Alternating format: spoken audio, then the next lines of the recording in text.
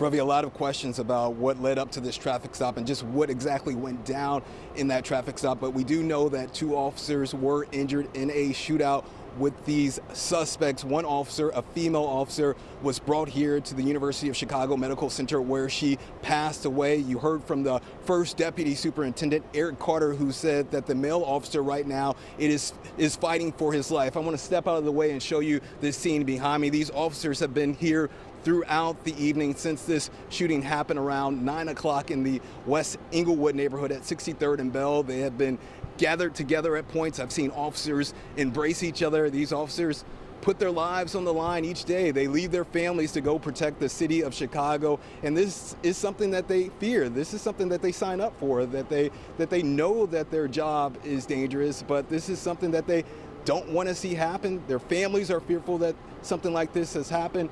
And I've seen officers embrace each other, shake hands.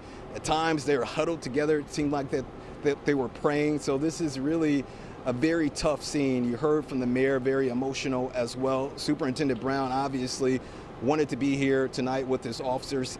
As you heard from the first deputy superintendent, he's out of town finalizing funeral arrangements for his mother. His mother passed away on Thursday, so he is dealing with a lot. Family loss, and now 2 of his own officers, one injured, one killed. That one officer, the male officer, fighting for his life. They didn't give us much information about those officers. The female officer, we know she's a young officer. The male officer, who is still in the hospital being treated, we don't know how long they've been on the force, whether they were that's their normal district that they were worked in. So a lot of questions, but I can tell you just the emotion here. Some people in the neighborhood have been coming over, trying to talk with these officers. This is a scene that you don't want to see. So what usually happens after an officer is shot and killed, that there is a procession to the morgue. So we're not sure what time that will happen, but it doesn't look like that they are set up for that. But if you've ever seen it, it's very emotional. A lot of officers in their cruisers, ambulances, fire trucks, taking the deceased officer to the morgue, paying their final respects. But Ravi, no way else to put it, but it's just a very tough scene being out here. It's, all those officers who are behind you, Will, they're kind of in silhouette for us as we watch on TV, but you can even see from their body language, and we've been watching this camera shot now for a good 2 hours or so. You can see the body language, you can see them kind of slumped, you can see the hugging, you can see the hanging of heads, and this is, as you say, the worst nightmare for police officers. And when a police officer is shot, all of society pays a price. There's no question about that. But back to the incident, what we did hear officially from First Deputy Superintendent Eric Carter was that, again, there were 3 occupants in a car at this traffic incident, and 2 male, 1 female, and they were fired upon right away. No more details about that. But again, we're also looking still for 1 person from this incident who may be out in the neighborhood somewhere. Okay, I guess we have lost Will for now. The officers are... You still have me? Okay. All right. These officers, they are fearful of these traffic stops because they never know what they're getting into. And again, we don't know what led up to this traffic stop, why these officers were pulling out over the car, but it turned into a shootout. And as you mentioned, 1 suspect remains on the run. It's unclear, though, a description of who they're looking for. Do police know who they're looking for? But we do know that 2 suspects are in police custody. 1 of those suspects was injured in the shootout, so we're still waiting for a lot more information. This investigation is just getting underway, and we're told that Superintendent Brown will be back in town sometime tomorrow morning, and he's going to have a news conference, so we're likely to get more information there. But right now, just the preliminary details: female officer killed, another officer, male officer, injured, and he is not doing well. First Deputy Superintendent Eric Carter defined it as he's fighting for his life, Ravi. That's right. And Will, we can share with you some stats from Chicago Police. Before this shooting tonight, as of August 1st, in this year of 2021, 9 CPD officers have been shot, so that makes 11 now.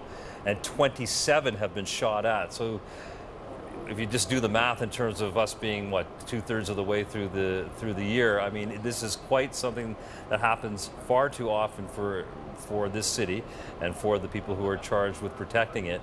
And it really brings home the mortal danger they're in, frankly, every day. We also can say that the police were able to recover a weapon at the incident, and that they continue on this investigation. Okay, Will Jones covering this all for us right now. Will, great job. Stay safe. Thanks so much for what you're doing. And, you know, our Will Jones will be on top of it. Our whole news team will be on top of it through the night. We'll be giving you updates on our website and our news app, abc7chicago.com. And our news will continue here on ABC7 with our morning show, which will start at 5 a.m. So just really actually just a few hours from now. Again, just to recap, one police officer has been killed. Another Chicago police officer is fighting for his life in the hospital at the University of Chicago Medical Center. And everyone in the city is being asked to pray for those officers and their families and their colleagues as they do what their bosses say is a beautiful but thankless job. Thanks for checking out DJ Trendie Nation with the latest news. Please like and subscribe to my channel for future videos. Thank you. Today I will be talking about Chicago police officer killed, another seriously injured in West Englewood shooting. According to Chicago 5 News, a Chicago police officer was killed and a second sustained critical injuries in a shooting that unfolded during a traffic stop late Saturday night in the West Englewood neighborhood, authorities said. At approximately 9 p.m., officers with the Chicago Police Department's Community Safety Teams unit pulled over a vehicle in the 6300 block of South Bell Avenue, near West 63rd Street. At some point during the encounter, the officers were fired at and sustained gunshot wounds, CPD officials said. The officers returned fire, striking a male suspect. Two others who were inside the vehicle at the time, a man and a woman, were apprehended at the scene, according to CPD First Deputy Superintendent Eric Carter. Both officers were rushed to the University of Chicago Medical Center, where one was later pronounced dead. The female officer was 29 years old, authorities said, but her name had yet to be released as of early Sunday. The officer is the city's first to be shot and killed in the line of duty since November 2018, when Officer Samuel Jimenez was fatally shot by a gunman who opened fire at Mercy Hospital, also killing two others. Speaking at a news briefing in the hours following the shooting, Mayor Lightfoot said the officer who died was very young on the job, but incredibly enthusiastic to do the work. The male officer who was injured in the shooting was fighting for his life early Sunday morning, department officials said. Carter, the first deputy superintendent, asked Chicagoans to pray for officers as they risk their lives daily. They go out here and do their jobs thanklessly, he said. They do it without asking for anything. They do it because it's something that's a higher calling for them. And they do it because it's the right thing to do. Lightfoot encouraged people to never forget the sacrifices officers make.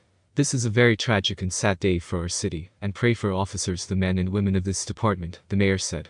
They deserve our prayers every single day that they can return home safely to their families. Unfortunately, that didn't happen tonight. Chicago police detectives are investigating to determine what led up to the shooting. Such a sad story. Our prayers goes out to the family and friends of the police officer killed. I will be updating you guys as this story develops. So hit that subscribe button for updates and additional news. What are your thoughts on this story? Let me know in the comments section below, and hit that subscribe and like button before you go. Thanks for watching.